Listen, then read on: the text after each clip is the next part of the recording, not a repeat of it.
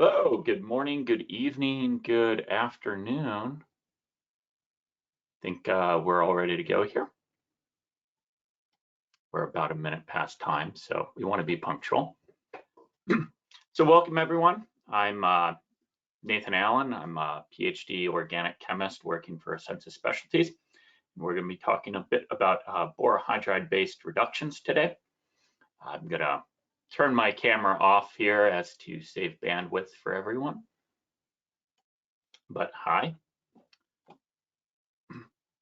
So first, let me just start off by talking about why somebody from my company is talking about borohydride chemist. Well, the name of Census may not be familiar to you. It's a new name. The company itself is quite old. Our history tracks back to 1937 with the creation of Metal Hydrides Incorporated. This company started in Beverly, Massachusetts, was an early inorganic specialties company.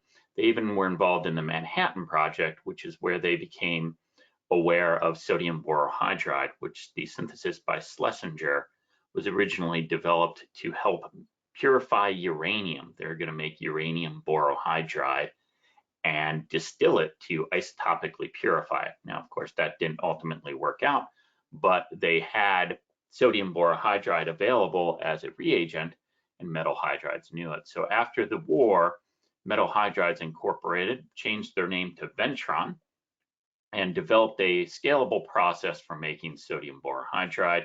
And we've essentially been the sodium borohydride chemical company since then with various names. You may have known us as Ventron. Morton bought Ventron in '82. Strem Chemicals was originally 50% owned by Ventron. Roman Haas bought Morton in '99. Dow bought Roman Haas in 2009. Dow sold the borohydride business in 2015. It became Versatility Performance Chemicals, which later changed its name to Census Specialties in 2018. In 2019, we bought Calorie, which is a very related boron chemistry company out of Evans City, Pennsylvania. And in 2021, just earlier this year, we reunited with Strem Chemicals.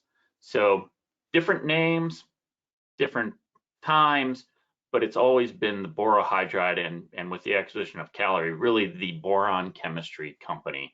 And with Strem, we've really diversified and become a really broad, specialty and fine chemical company. Currently, we're only going to talk about borohydrides, really sodium borohydride today, but the company as a whole has specialty alcoholates, which are things like potassium and sodium terbutoxide, your stronger bases than caustic. Borohydrides are catalog business. Boranes like BH3-THF and BH3 dimethyl sulfide, thin film and ALD precursors, and a whole range of other chemicals, including one of my favorite, NAC, sodium potassium alloy, the largest producer of it, which I would love to talk about for a while, not the focus of this talk. If you want to know more about the products in our company, there's a number of handouts that are available talking about what we have to offer. So we're not just borohydride, but we are, the historic borohydride chemical company in the world. So that's why we have any basis to talk about all this. So, but let's get down to talking about our VenPure sodium borohydride and reactions you can do with it. VenPure, the name harkens back to Ventron. That's where the Ven comes from. And of course, pure because it's pretty high purity sodium borohydride, VenPure. So if you look at the historic chemical education, and I went back and looked at the old organic textbooks, sodium borohydride, according to initial organic chemistry in college, it's useful for three things: ketone reduction, aldehyde reduction, and of course, the one that's sitting on the top of everyone's head right now, removing mercury from your oxymercuration reaction, which I can't say I've ever heard of anyone doing that reaction in practice, be that in the lab for fun or in any sort of process scale up. Nowadays, we just want to remove mercury. Really, it was surprising how brutal sophomore organic chemistry is in terms of what they do and how archaic it is. So the reality of it is, it's not really all these three reactions. If you look at the application of borohydride chemistry into the pharmaceutical space, there's a huge range of APIs that utilize borohydride chemistry. There are established ones, there are developing ones, there are ones that just are coming out now, all of which use borohydride in some form, in some synthesis of them. This is just a quick mapping we did last year, showing 360 drugs treating 1,700 conditions, and it's all over the place in everything, because of course, your method of making functional group transformation doesn't really indicate what drug state you'll be curing or applying. So it's a chemistry method, but it's widely applicable. So it speaks to the broadness of the chemistry. And this is because it turns out there's a lot of different reactions you can do with sodium borohydride, regardless of what your sophomore organic chemistry textbook says. In fact, if you look at the chemical abstract service, there's 374,000 reactions that are listed in CAS and 55,000 references going back a long time. Now, if I spent 5 seconds talking about each reaction, it would only take me 21 straight days to cover all 374,000 reactions. So I suppose we better get to it. Everyone's booked the entire next day of their life. If you hear me talking about, oh, right, nobody does that. And there's a reason nobody does that, because turns out not all these reactions are believable. Not all these reactions in any literature are believable. I think everyone once you finish your PhD in chemistry, you've learned this lesson right here, which is what you read in Tet-Let, well, maybe that's believable. If you get into process R&D journals, you hear more realistic things, but often these process journals are a retrospective view of some project that didn't work out and they fish something out of it. So at the end of it, how much work were they putting in and how much are they going to tell you about it? If you go and look into patents, you get what is required to be the best state-of-the-art reaction at the time of filing. And if you're good at filing patents, what you do is you develop your process to a point at which it's patentable. And then you stop everything. You file the patent then. You optimize that reaction after the patent's filed, because a well-written patent will cover everything legally and disclose as little information as possible. So the information you read in patents is limited by the sense that that's the minimal quality, patentable, legally applicable example that they can give you. They're giving you literally the worst information they can. After that, after the patent's filed, they optimize it. So you need to read patents understanding that this is possibly a worst case scenario. Now, if you get into regulatory documents, a process chemist has wrote this, there's somebody checking as to whether or not this is true or not, or somebody could conceivably check. And if you file the regulatory, like a DMF or other regulatory documents, you're making this at the kilogram to metric ton scale. And the yields are very realistic, but think about yields in any sort of document that's a regulatory document or anything. Anybody who knows what they're doing, it's giving them a lot of margin for error to hit that target.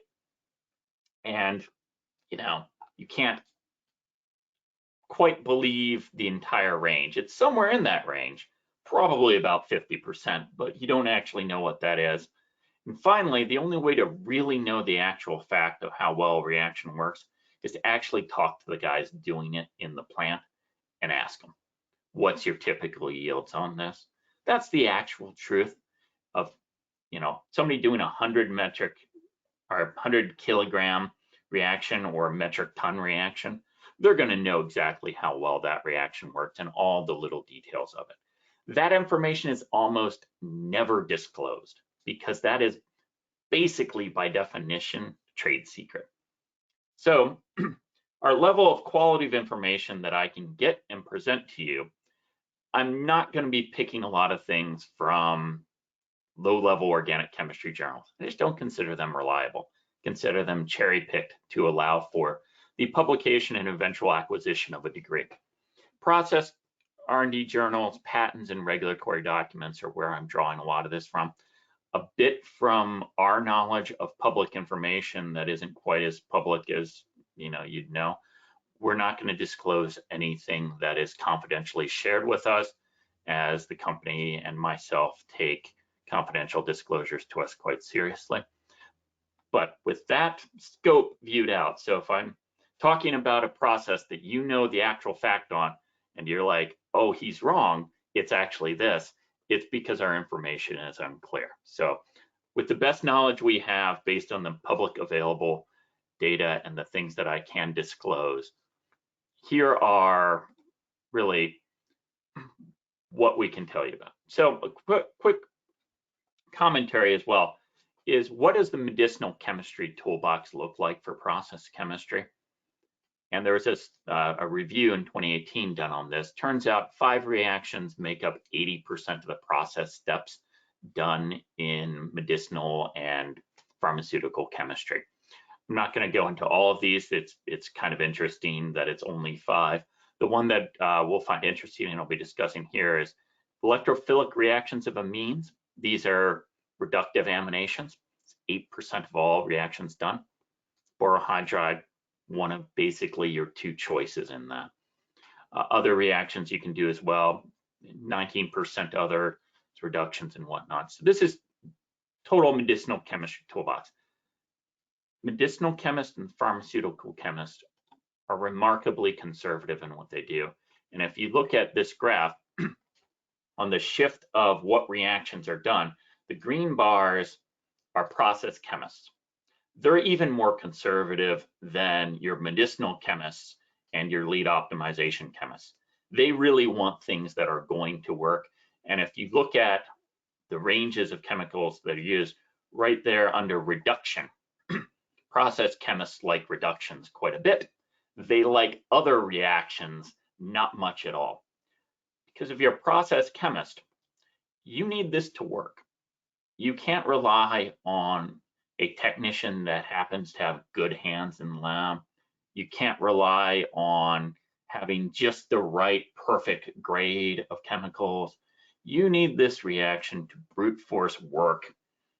Almost every case is with some guy who's just showing up at work running it. It's great to have great workers, but as a process development chemist, you have to assume that you have a disinterested operator with off-spec material, and that reaction still needs to work.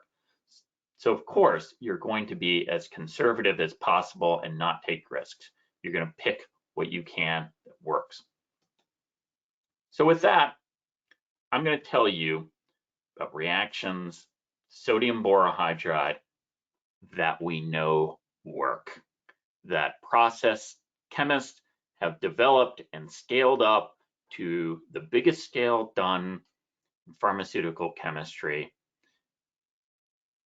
And, these are the things that, we don't know all the conditions. We don't know what they had to do to optimize this. Again, not disclosed really. But we do know they got there, and the borohydride solution got them there. So I'm not even going to talk about aldehyde reductions because that's just too easy. But ketone reductions, reductive aminations, ester carboxylic acids, and finally towards the end, some lesser known ones that I think you'll really find interesting, as they offer a number of good applications that I think have been perhaps underutilized over the years. And finally, some conversation on flow chemistry. which is, of course, I think everyone realizes, developing into really the way that new things are made. So ketone reductions. Obviously, if you're going to talk about a reaction done that was scaled up, you have to talk about the largest, most successful API in the history of pharmaceuticals, and that's atorvastatin.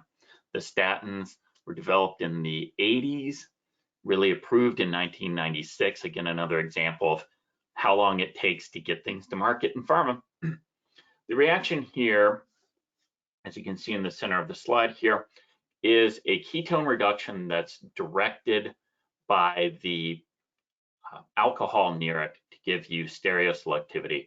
If you look at the atorvastatin, rosuvastatin, pitavastatin, they all have this chain with this stereo-specific alcohol groups and the carboxylic acid.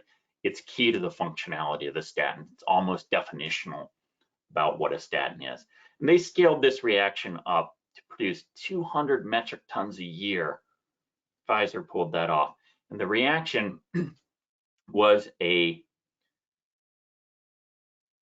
boron, a diethyl methoxyborate with sodium borohydride in methanol, negative 65 degrees Celsius, gave this reaction. Now, this was famously in 2006 replaced by an enzymatic source for that reaction. And Pfizer threw the book at it. They threw everything to replace this borohydride reduction. And it took them a good 10 or 15 years to figure out how to do that. Ultimately, it was the cost of liquid nitrogen to get the reaction down to negative 65. As you can imagine, doing a reaction at negative 65, negative 70 in lab is no big deal. Throw some dry ice and some acetone on that, whatever. But when you're doing 200 metric tons a year of API produced, this becomes quite challenging. And turns out the cost of the liquid nitrogen to do that step was the problem. It added an additional $3.50 a kilo to the cost of the API manufacturer.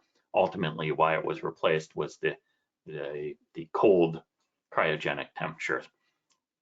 But it's important to view this as the borohydride reaction was reliable enough that it produced 200 metric tons a year.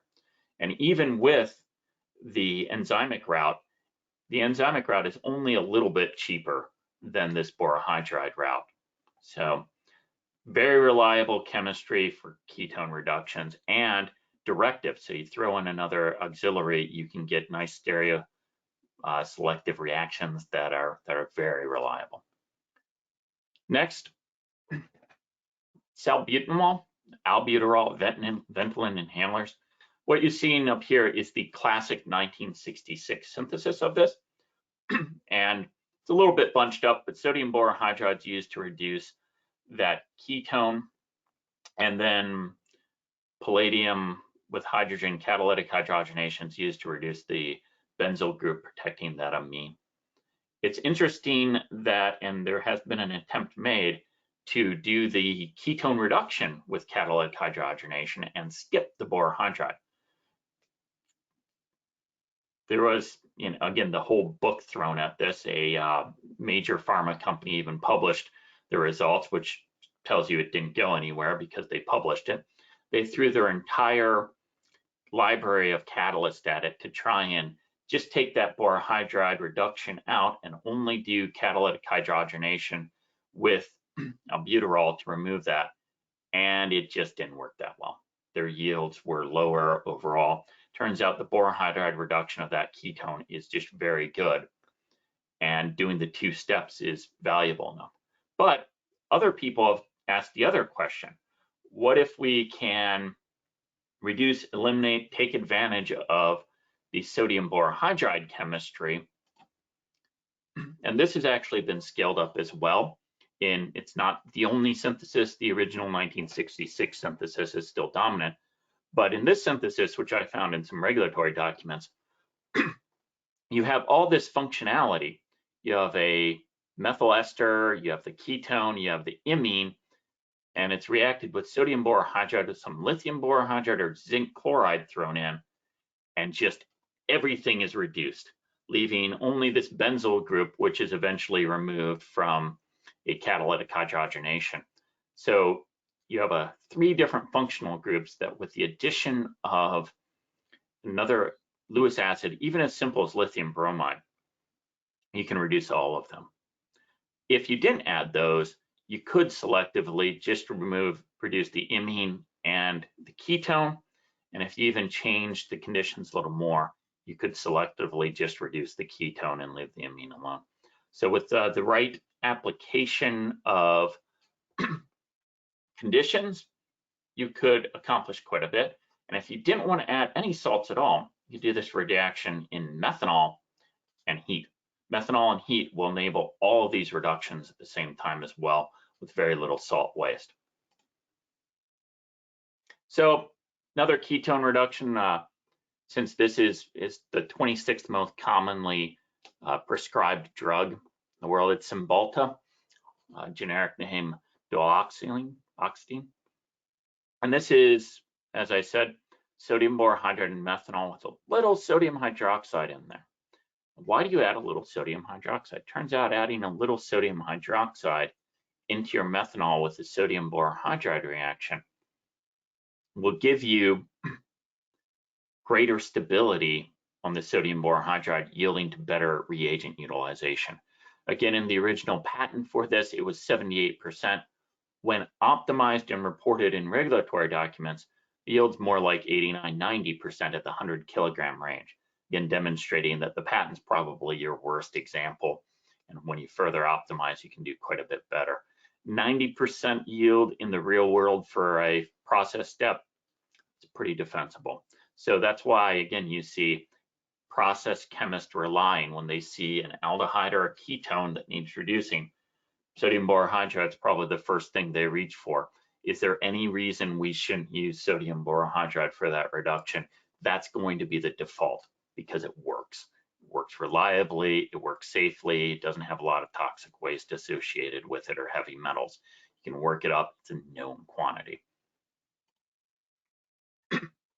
Reductive aminations, I mentioned this is 8% of the medicinal chemist toolbox. And borohydride is well represented in this. Great example of this is sumatriptan, aka Imitrex. If you know anyone who has migraine headaches, this is the drug they take. It's originally developed in the 80s at Glaxo and approved again in 91, so 9 years after it was patented was it approved. Pharma industry met big lead times. And here's the synthesis of it. This is a BASF patent, again, probably a worst case scenario, in which they go through and do the entire synthesis, and they clearly have ready access to catalytic hydrogenation, as that's their first step, catalytic hydrogenation. But for the reductive amination, which you can do reductive aminations via catalytic hydrogenation, easy enough. They use sodium borohydride with formaldehyde to get 87% yield of the dimethylamine. By doing the reaction this way, instead of starting with dimethylamine and doing some sort of electrophilic substitution or such reaction, they avoid handling dimethylamine and all of the impurities and potential nitrosamines that come along with it. So that's clearly a good choice here. The other interesting thing about this process step is you'll see they're buffering the reaction, and they mention in the patent that if you remove the pH buffering of this, your yields drop to 40%. So pH buffering in this case, very important. So I guess the lesson here is if you're doing a reductive amination with sodium borohydride, do consider your pH if you have protic solvents around, because you can have a lot of different states going on and different pH conditions that can affect both the stability of sodium borohydride and the stability of your other functional groups. So you do have to consider pH when you get into protic solvents. Another reductive amination of merit is phenylagliptin. This is a diabetes medication for controlling insulin, it's quite effective. There's a number of other gliptins as well. This reduction is, as you can tell from just the structures, it's pretty close to the end of the reaction. It is do this reductive amination, deprotect APIs done. This reduction is typically done with what we call STAB. It's triacetoxyborohydride. And we supply this as a pure reagent, but it can be made in situ from acetic acid and sodium borohydride. A lot of companies do that as well. If you're looking for something that is more specific and takes a little less process chemistry going on, or you want to remove a degree of freedom from your reaction, STAB's a better place to go with that, just buying it directly and using it directly. But if you're earlier in the process and that level of control is lesser important and you want to utilize something a little more economic, sodium borohydride and acetic acid is a perfectly good choice that will do the same sort of thing. And you can see this is this ketone coupling to the piperazine, and it couples well with 50% yield, which I think I'd like to see that a little higher. And I think this is because, again, this is a patent example, 50% yield. They're probably telling you the worst case condition, but I can tell you this reaction industrially is done using STAB. Ester reductions. Now, I've told you about reductive aminations and ketones and aldehyde reductions.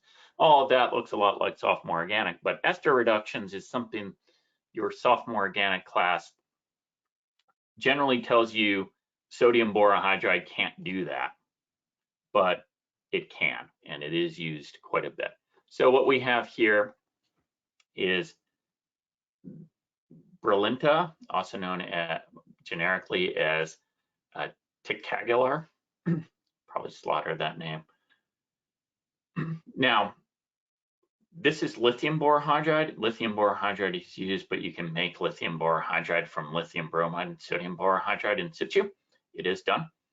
It's an alternative to diol or lithium aluminum hydride, which your sophomore organic text will preach. If you want to reduce an ester, you use lithium aluminum hydride or diol or vitride.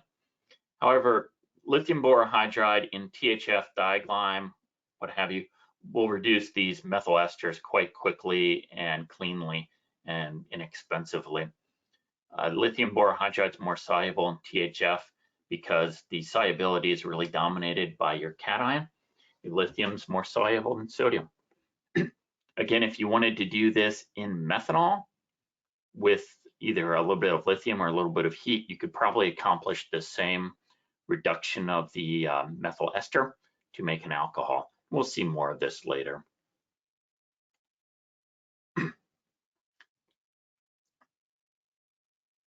Famciclovir, penciclovir, these are herpes virus, so a little bit of an alternative to acyclovir. So antivirals. And again, we're seeing ester reduction here. They aren't adding lithium bromide or any lithium salts or even using lithium borohydride here. This is, again, sodium borohydride and methanol. This was originally developed in 1980s, early 80s, not approved till 94. Again, lead times in pharma, aren't they fun? But what you see here is a diester, so two esters completely reduced down to the alcohols, just with sodium borohydride in methanol at 65 degrees Celsius. Pretty reasonable conditions. Leaves the heterocycle alone. This ultimately is pretty close to getting you to where the final API is. If you then make the diacetate, you're already at famciclovir. After that, it's a reduction of that to get the dialcohol. So sodium borohydride in methanol with heat, great for ester reductions. Very reliable, been scaled up a few times. And of course, we can't really talk about ester reductions without talking about lamivudine and emtricitabine. These are antiretrovirals for HIV/AIDS. 3-TC is LAMI. it is not an understatement to say that this API has saved millions of lives worldwide. And the last step of it, the chemistry involves the removal of an L-menthol group, which is bound as a chiral auxiliary for determining stereochemistry. It is an ester, and that ester is cleaved with sodium borohydride in methanol isopropanol with some heat, followed by an extraction with water and toluene to give your final lamivudine. Unsurprisingly, looking at the structure of emtrixaben, same reaction, you're just using a different starting material with a fluorine on the side. This reaction's done at a 500 kilogram batch level. And when you analyze out the yields on these, it's 97, 98% yield on this reaction. So very high yielding ester reduction, arguably the highest volume borohydride chemistry currently done in the world is an ester reduction in methanol. So very reliable, very reproducible. A lot of people do this at very big scale. Now you say, but what about carboxylic acids? I know my textbook said that can't be reduced by borohydride. And yes and no. So interesting reaction here. This is cinacalcet. It is a API that reduces calcium in the bloodstream for treating hypoparathyroidism. So the parathyroids sit right above the thyroid gland, and they secrete a hormone that controls the absorption of calcium in the blood. So if you get hyperparathyroidism, you get too much calcium, and that's got a downside to it. So originally developed by Amgen, and surprisingly, it's the 76th most prescribed medicine in 2013. Best numbers I could come up with on that. And this is a reaction to produce it, which I thought was kind of interesting. They start with the carboxylic acid. They react that with chloroethyl formate to make the anhydride, then hit that with sodium borohydride in THF to make the alcohol, then do a DDQ oxidation to make the aldehyde. So why is that interesting? You're saying to yourself, well, that's 1, 2, 3 steps. It's not really a sodium borohydride reaction. But the thing about reactions in functional group transformation is instead of thinking about chemical reaction steps, it's often better as a process chemist to think about how many pots, how many actual reaction sequences are there. This is all done as one reaction sequence. So they take the carboxylic acid, throw the chloroethyl formate in there, then throw the sodium borohydride and THF in. Then when that reaction had some time to work, they throw in the DDQ and come out with the aldehyde. So essentially a one-pot conversion of a carboxylic acid to an aldehyde mediated by sodium borohydride with a chloroethyl formate. No heavy metals, no chromium reagents to reduce things. Fairly clean reaction without a lot of heavy metals and without a lot of hazardous waste developed. Obviously, it's always flammability, but borate, it's not a big deal. DDQ is a quinone, so you're just have an organic there. And of course, the chloroethyl formate would just give you a formate as your waste product there. And this is brought along, again, this is a reductive amination to a chiral amine, and you get your final API. This reaction done at 100 kilo scale as a batch scale, and produced by a number of different companies. Now that's gone off patent.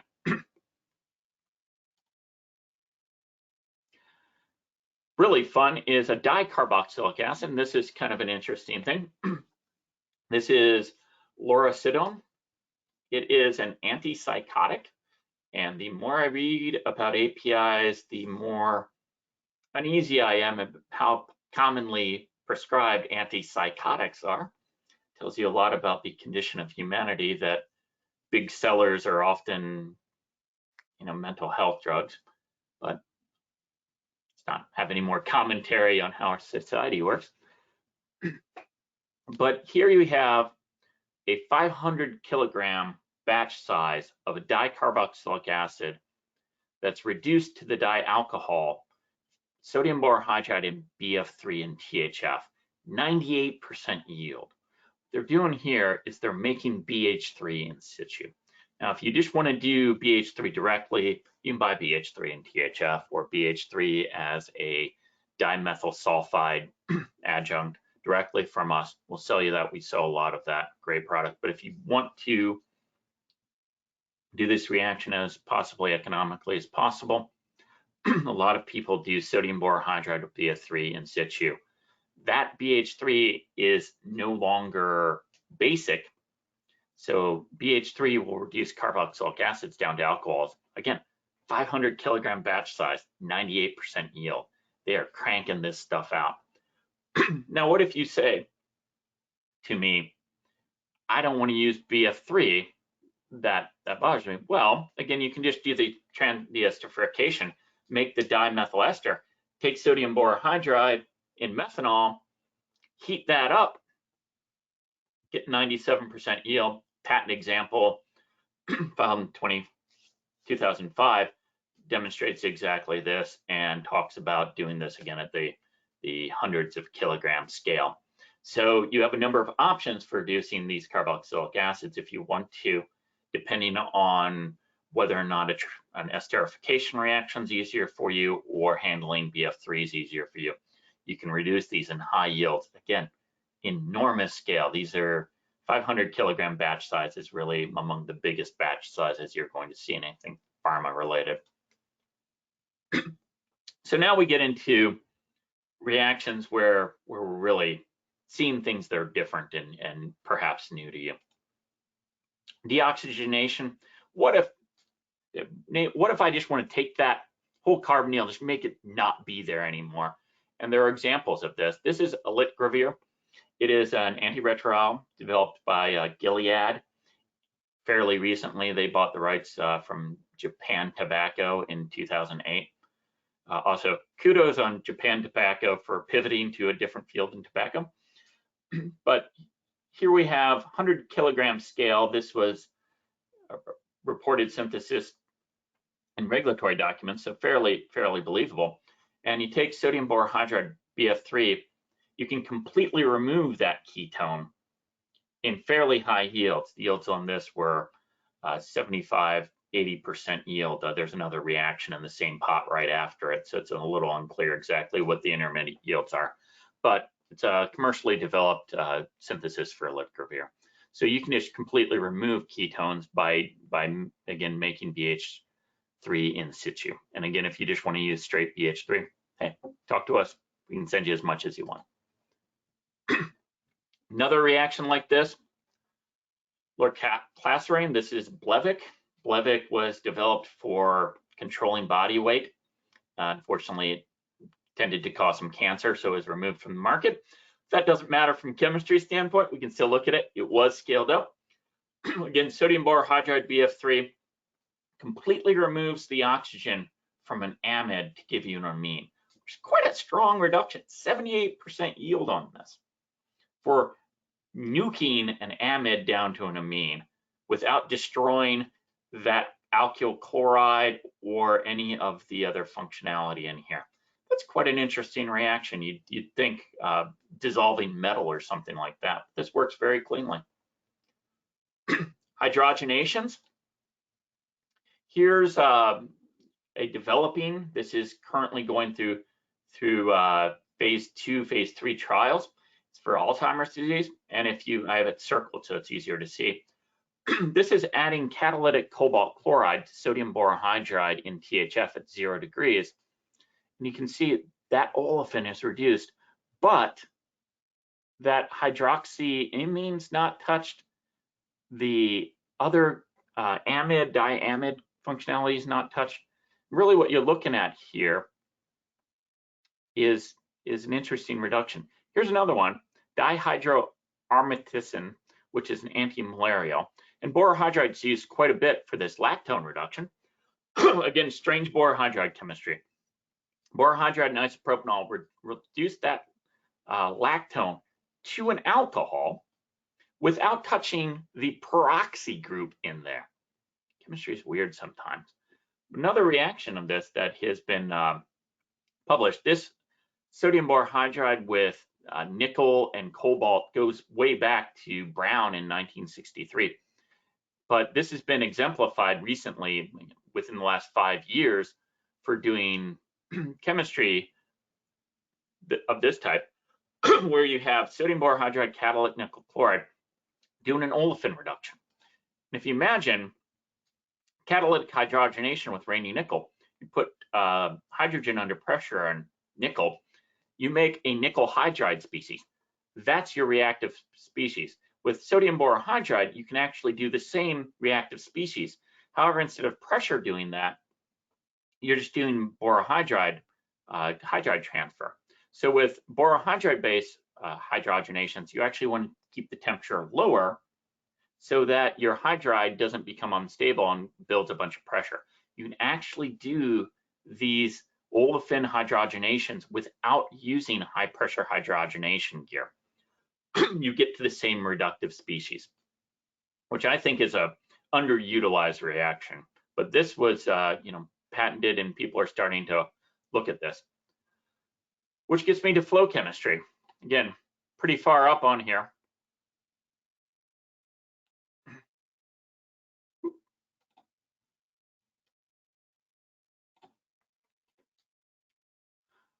The flow chemistry route to this was shown in, this is intovoxetine, developed by Lilly. It didn't actually get anywhere. It failed in phase trials, but again, the chemistry is interesting enough. In this reaction, straight flow chemistry, charge in, make your Grignard, lithium borohydride pumps in, and then a semi-batch reduction to eventually get you to this alcohol, which gets you there. That's lithium borohydride is pretty handy for this because of its solubility in THF. It's a 10% solution in THF versus borohydride's 10th molar, pretty low. And another example of flow chemistry on this is actually packing sodium borohydride on packed beds of sealite with lithium chloride, again for our old antimalarial dihydroartemisinin. This reduction is again the lactone to the alcohol, which is commonly used for this. The goal of this whole chemistry is to reduce the process cost of making the antimalarial, which, unsurprising to anyone, people who get infected with malaria these days aren't exactly the highest income market. So the cost of the API is very critical to being able to distribute it and make it happen. The reductions on this, passing it over the column, the yield's quite good. So 99, 97%, sometimes dipping to the 70s, but quite reasonable. So having a packed bed of sodium borohydride for flow chemistry is a very reasonable alternative for doing, this type of chemistry. It's not a static batch process. Brings me to the way they probably should have done it, borohydride on resin technology. I can quite forgive you if you aren't familiar with this. This was actually originally developed in the 70s, and it's quite simple. You take a simple amber light resin, a anionic resin, the IRA 900 or the A26OH resin. These are fairly cheap resins. And you simply regenerate them with borohydride. Now, in the academic literature of this, you'll see that people using sodium borohydride solutions made up from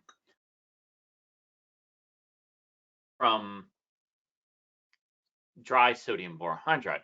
But I'll tell you, the internal reports and some of our patents from the 70s demonstrate that this can be done with our VenPure solution, which is 12% sodium borohydride in 40% sodium hydroxide.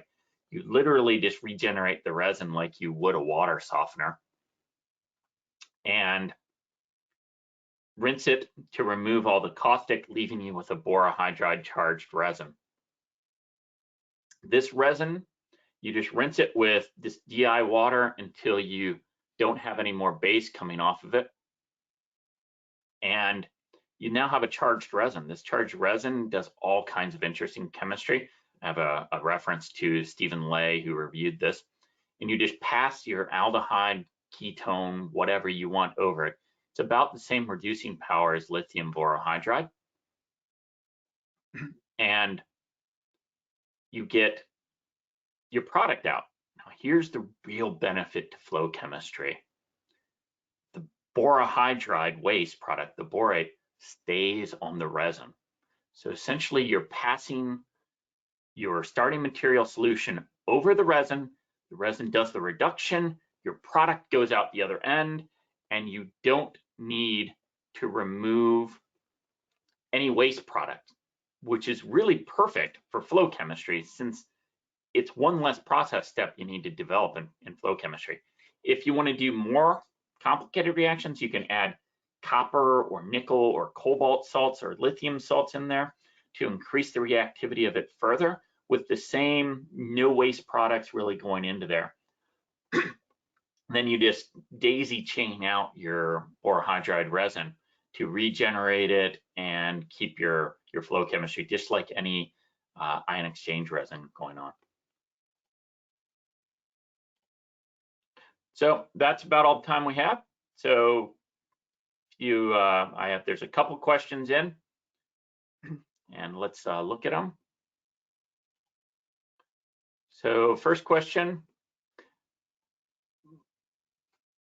mole ratio for the reaction. Oftentimes, we find process chemists add a lot of borohydride. In principle, all 4 hydrides are reactive. In reality, the reactivity is quite a bit different. Sometimes it's a 1-to-1 mole ratio. If it's an easier to do reduction, like a aldehyde reduction, you can get to a 4-to-1. So it really depends on the substrate and how easily reduced it is. So that has a big effect on it. However, the molecular weight of sodium borohydride is so low, it's like 37.83, 1 kilogram of sodium borohydride. So no, the weight ratio of borohydride is quite appealing from a price standpoint. So query on the commercial data of borohydride, how much estimated consumption of sodium borohydride?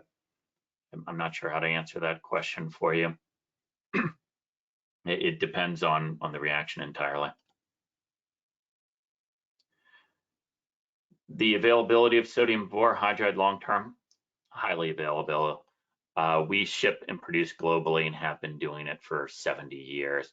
So one can really expect borohydride to be available really whenever you need it. Obviously, with global logistics being the way they are, we have to be aware of that, right? But that's the only limitation is shipping time. Can absolute stereochemistry be achieved by using borohydride and Lewis acids while reducing ketone? Yes. The great thing is if you use a Lewis acid, you can absolutely control some stereochemistry. It's one of the nice benefits of borohydride. It obeys the rules of an anion approaching a ketone. So everything that you put on there as a chiral auxiliary, as a asymmetric Lewis acid, can influence the stereochemistry generated by that. This is opposed to catalytic hydrogenation, where that's a much harder thing to do because you're talking about surface reaction and surface hydrogenation. So the game of controlling stereochemistry gets a lot harder. Comment on the safety issues while charging and workup. You always want to be sure to assume that you're going to generate hydrogen when charging this. We offer granules to reduce powder, and if you're really worried about dust, when you're charging a reactor, we have caplets, which are essentially dust-free. But yeah, we have a complete safety guide, which we can provide as well for charging, handling, and workup as well. Have you seen any reaction rate increases with nucleophilic catalysts plus borohydride? It's an interesting question. There is some reactions I've seen using DMAP as a catalyst for doing the reduction. It seems to help, but I don't have a ton of information on exactly how well it works, because nothing more than this is how we're doing the reaction was disclosed. But yes, people do that. Can a fatty acid be reduced by sodium borohydride without esterification? Yes, with a but, because fatty acids are not very dissolving of sodium borohydride, you would have to do some adjustments for solubility, and you'd be talking about doing some sort of flow chemistry or some sort of continuous reduction.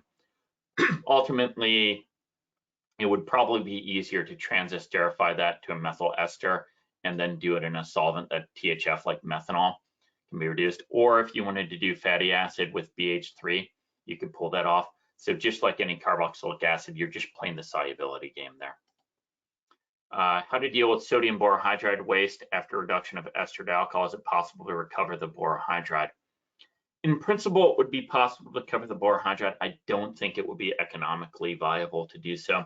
Sodium borohydride just isn't that expensive to where the process step of further extracting things would be viable. The waste after the reduction of it can be, it's usually an aqueous waste after an extraction, and you find some minor hydrogen generated, generally not seen since these things are often under a gas purge for safety. Any difference with respect to safety aspects while handling different reagents such as sodium borohydride, potassium borohydride, and lithium borohydride? Yes, lithium borohydride is far more reactive. Sodium borohydride as a powder is no problem at all.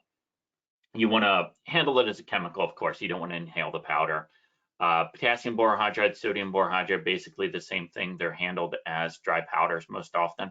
Lithium borohydride, you're going to get that as a 10% THF solution, and it's going to have behaviors that are you're used to, right? It's a THF solution. Handle it as a THF solution. It's flammable. The lithium borohydride does have some more reactivity, so you want to be a little more careful with lithium borohydride.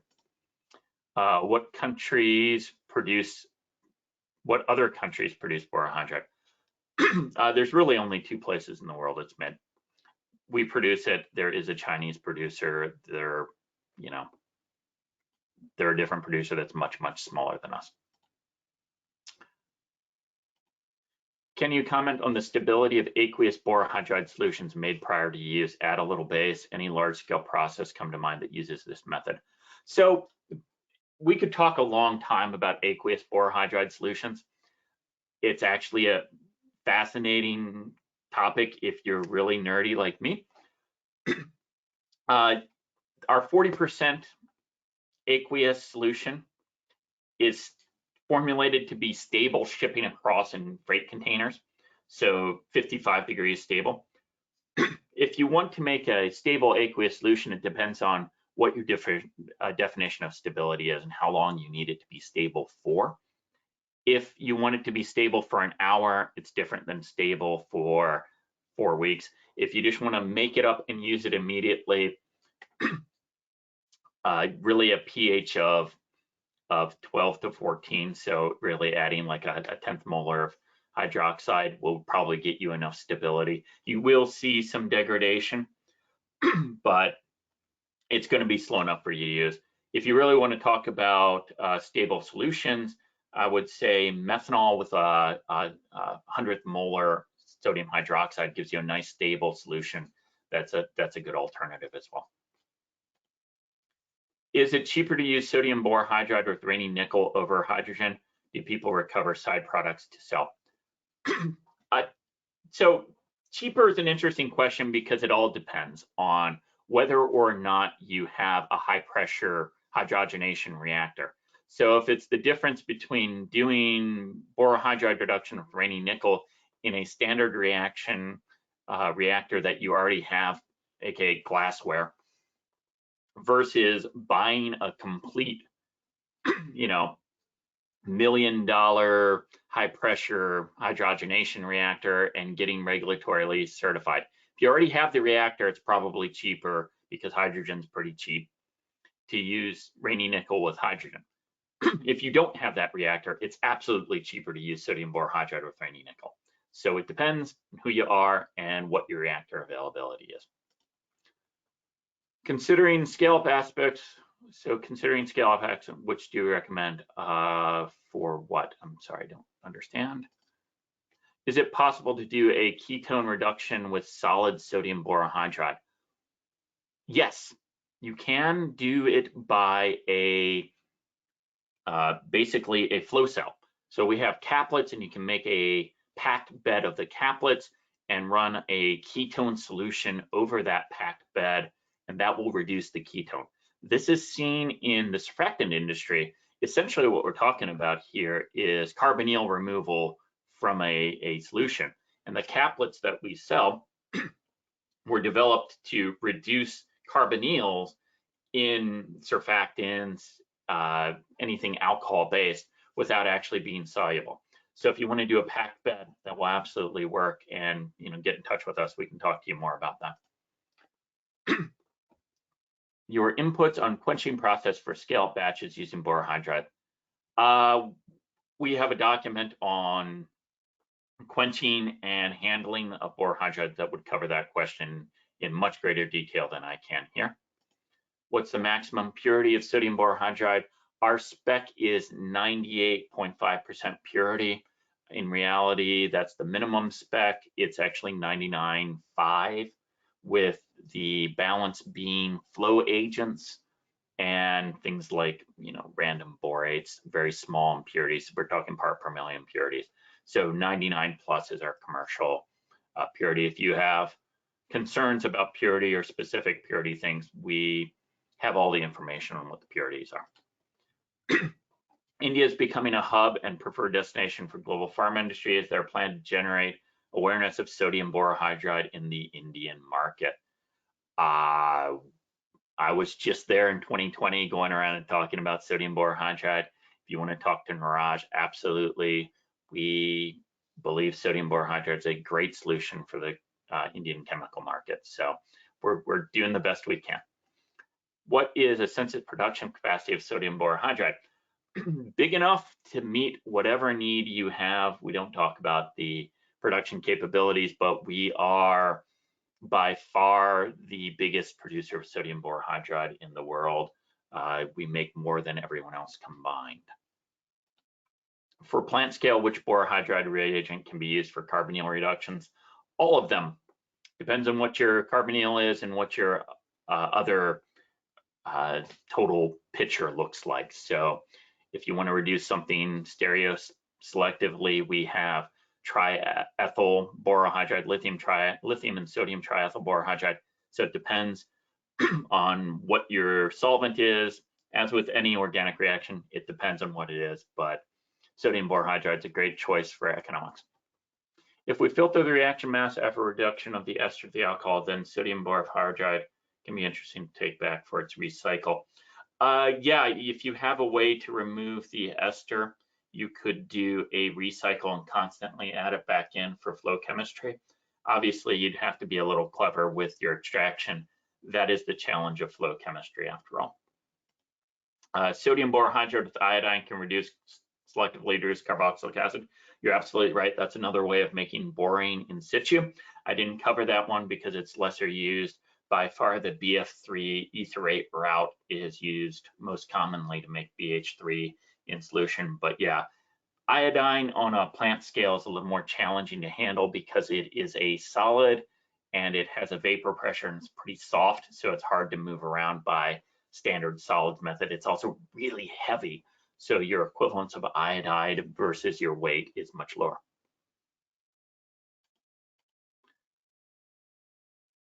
So any other questions, or I think we're about done. So I think I'll thank you for all of your time. If you have any other questions, don't hesitate to reach out to us. This is what I do all of the time, is answer questions about borohydride chemistry. And we can, if you have questions about workup, quenching, handling, it's best handled with a direct conversation where I can show you all of our data and information on all of this. So yeah, quenching, quenching really depends entirely on what the solvent is, what else is in there, and what the issues are in it. Handling powder on the borohydride sale, we sell it in 10-kilo bags, so it can be handled by one person, and we can pour that into the reactor using a funnel or other proper handling bags. We're also developing super sacks if you really want to use a lot of borohydride, like, you know, hundreds of kilos. We were developing a super sack solution as well to end it in.